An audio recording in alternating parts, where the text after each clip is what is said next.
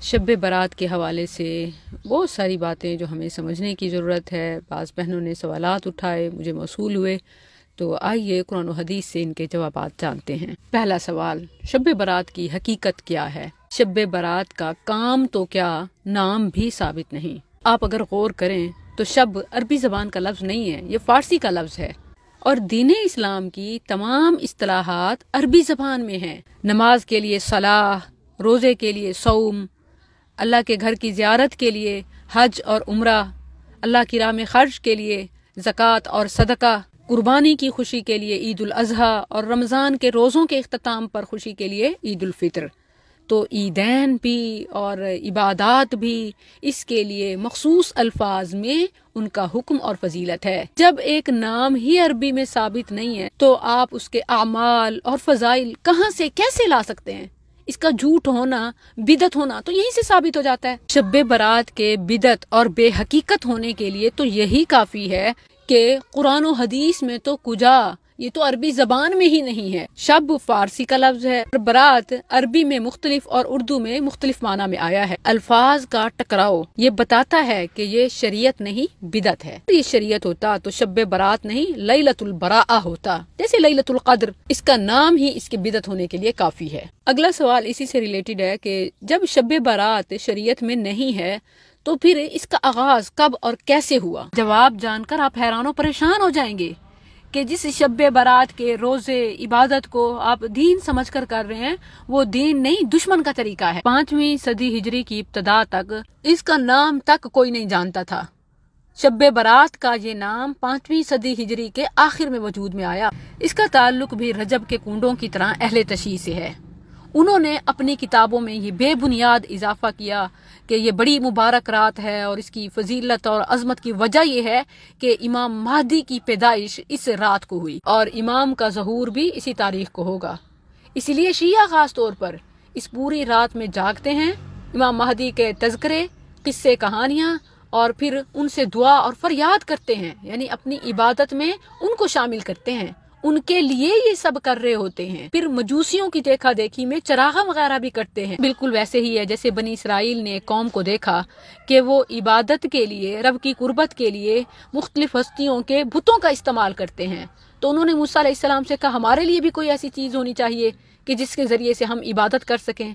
तो इन्होंने भी इमामों से मंसूब करके, मजूसियों ने चरागा वगैरह किया तो इन्होंने भी चरागा शुरू कर दिया।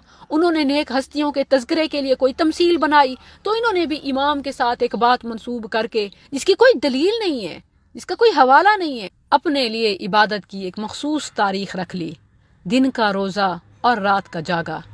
जहाँ तक रोजे की बात है तो 15 शाबान के दिन को रोजा के लिए खास करना और उसकी फिर फजीलत बयान करना, यानी 15 के रोजे की ये फजीलत है। तो जब अकेला 15 का रोजा ही साबित नहीं है तो फजीलत कहाँ से आएगी? सोचने की बात है। सुन्नत में शाबान के पहले 15 दिन बकसरत रोजे रखना है, तो जो पहले 15 दिन में ज्यादा से ज्यादा रोजे रखने की कोशिश करे ये तो सुन्नत है, लेकिन अकेला 15 का रोजा ये सुन्नत नहीं, बिदत है। इसकी कोई खास फजीलत है ही नहीं। जो खास फजीलत समझ कर रखता है वो बिदत का इर्तिकाब करता है। जो कमरी महीने के 13, 14, 15 को अय्याम 20 के रोजे रखता है तो वो तो 15 का रोजा शाबान में भी रख सकता है, उसके लिए ये सुन्नत है।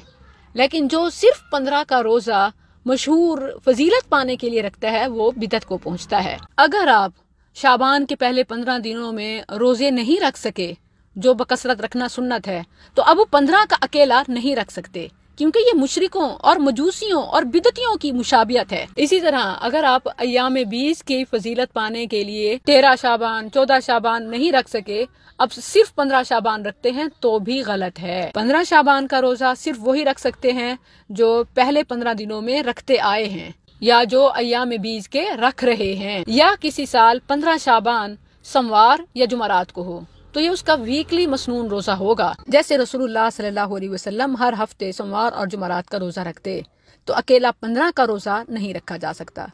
और 15 शाबान की रात की इबादत तो जो शब बारात कहते हैं उनके लिए तो यही जवाब काफी है कि जब लफ्जी शब बारात कुरान और हदीस में नहीं है तो फिर फजीलत क्या होगी, कैसे होगी?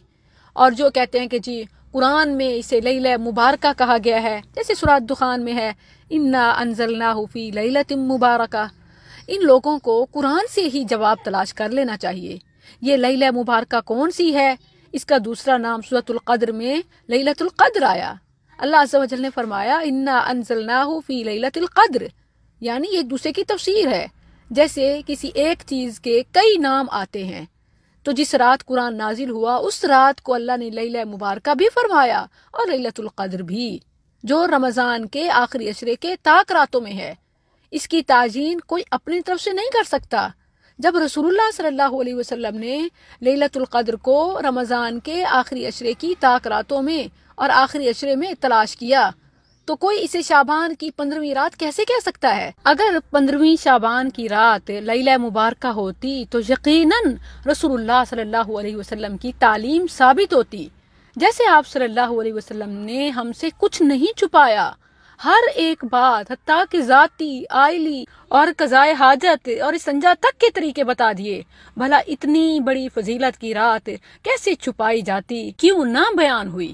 چونکہ اس کی کوئی حقیقت نہیں، یہ لیلہ مبارکہ نہیں، اسی لیے شریعت میں اس کی کوئی خصوصیت نہیں۔ اس حوالے سے جتنی بھی روایات زبان زد عام ہیں وہ موضوع یعنی من گھڑت، بے بنیاد، جھوٹ اور ضعیف ہیں، جبکہ ہمارا دین ضعف سے، کمزوری سے، شک سے پاک اور محفوظ ہے۔ بعض لوگ کہتے ہیں کہ 15ویں شعبان کی رات کو لوگوں کی تقدیریں اور زندگی موت کے فیصلے ہوتے ہیں، تو یہ بات کس نے کہی؟ کیونکہ قرآن و حدیث میں تو ایسا کچھ بھی ثابت نہیں ہے، بلکہ صحیح مسلم 6748 میں ہے، رسول اللہ صلی اللہ علیہ وسلم نے فرمایا اللہ تعالیٰ نے زمین اور آسمان کی پیدائش سے 50,000 سال پہلے ہی سب کی تقدیریں لکھ دی تھیں۔ تو یہ تقدیریں تو لکھی جا چکی ہیں، اور ایون کائنات کی تخلیق سے بھی 50,000 سال پہلے۔ تو اب کون کہتا ہے کہ ہر سال اس رات میں یہ فیصلے ہوتے ہیں؟ تو ایسا کچھ ثابت نہیں ہے، یہ جھوٹ ہے۔ ایک طرف ثابت شدہ بات ہے اور دوسری طرف جس کی کوئی دلیل نہیں، آپ کس کو قبول کریں گے؟ ہر عقل مند دلیل والی بات کو ہی قبول کرتا ہے۔ اسی طرح 15ویں شعبان کی رات کو جو خاص طور پر قبرستان جاتے ہیں، یہ نہ صرف بدعت بلکہ باعث لعنت ہے۔ نبی کریم صلی اللہ علیہ وسلم نے مردوں عورتوں کو قبرستان جانے کی اجازت دی، بلکہ ترغیب بھی دی، فَإِنَّهَا تُذَكِّرُ الْآخِرَةَ، کہ یہ فکر آخرت کا سبب ہے۔ لیکن جو مخصوص دنوں میں خاص فضیلت سمجھتے ہوئے یا خاص راتوں میں مخصوص طریقے بجا لاتے ہوئے، مثلاً ٹولیوں کی شکل میں جانا، وہاں جا کر کھانے پکانا، بانٹنا، موم بتیاں، چراغاں، اگربتیاں، یا اسی طرح قرآن خوانی یا ان سے دعائیں، حاجتیں، منتیں، مرادیں، تو ان پر رسول اللہ صلی اللہ علیہ وسلم کی لعنت ثابت ہے۔ ان رسول اللہ صلی اللہ علیہ وسلم لعن زوارات القبور، چونکہ ایسی بدعقیدگی خواتین میں زیادہ پائی جاتی ہے، اس لیے رسول اللہ صلی اللہ علیہ وسلم نے عورتوں کا تذکرہ کرتے ہوئے لعنت کی، اور جو مرد یہی کام کریں گے وہ زیادہ لعنت کے مستحق ہوں گے۔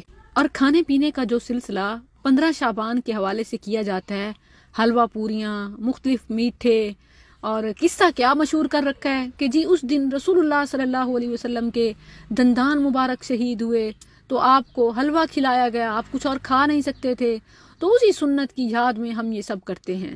اول تو یہ ایک من گھڑت خود ساختہ قصہ ہے، اور بالفرض والمحال اگر اس کو تسلیم کر بھی دیا جائے بقول آپ کے، کیونکہ ہم اس جھوٹ سے بری ہیں، رسول اللہ صلی اللہ علیہ وسلم کے ساتھ اس دن ایسے واقعے کو موسوم نہیں کر سکتے، تو پھر ایسے لوگوں کو یہ چاہیے جو ثبوت کا دعویٰ کرتے ہیں، گناہگار تو خود ہوں گے، وہ پہلے اپنے دانت تو تڑوائیں پھر حلوہ کھائیں، لیکن یہ وہ کبھی نہیں کر سکیں گے، کیونکہ یہ تو انہوں نے دین کے نام پر کھانے پینے کا ہی سلسلہ شروع کر رکھا ہے۔